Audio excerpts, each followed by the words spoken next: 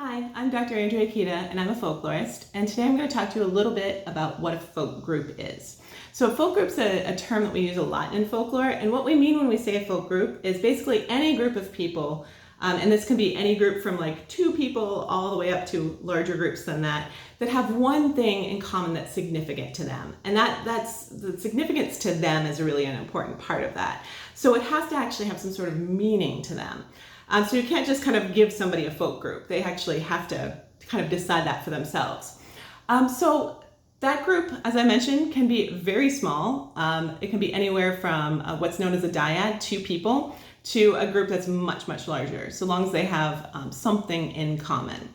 So a group like Americans, Canadians, could be technically a folk group if they have that in common. However, you and your significant other, you and your best friend or roommate, and some people even argue you and your pet can actually have folklore.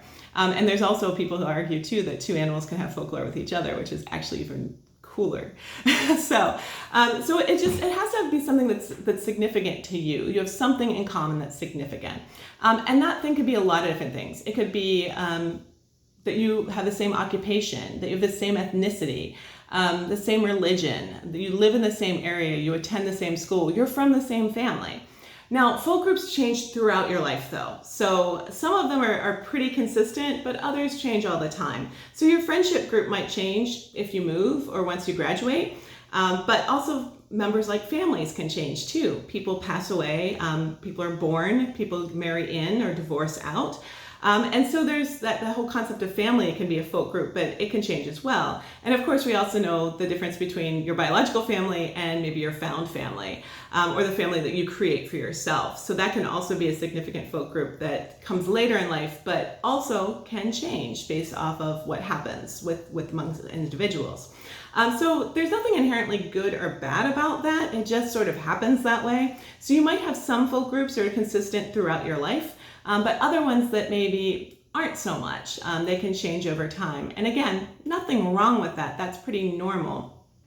So seeing that and seeing how those things kind of change through life is a pretty interesting thing to see how we interact with people and those things we have in common with people. So different parts of your folk group can morph as well. So you can already be part of a folk group and then realize you have something else in common, which makes you part of another folk group just with the same people. So it could be anything from fandoms online, that's definitely part of a folk group, to, like I said, those face-to-face families or friends that make you have that sort of shared identity and shared purpose to some extent. But it's pretty cool to see how they constantly change through life. And they can come back too. That's the other thing. Like maybe if you move away, your folk group of friends becomes a little less important. But if you move back, maybe it becomes more important, or maybe something happens that causes that group to kind of come back together. So these things just constantly change, but whatever it is, they have to have something significant to them. So remember that the folk category is from the emic perspective, from the inside, right? So it's one of those things where it has to come from the inside out, as opposed to the Edic perspective, which is from the outside in. So you can't come from the outside and say you're a folk group if they don't have something that they already have in common. So you kind of get to define a folk group for yourself.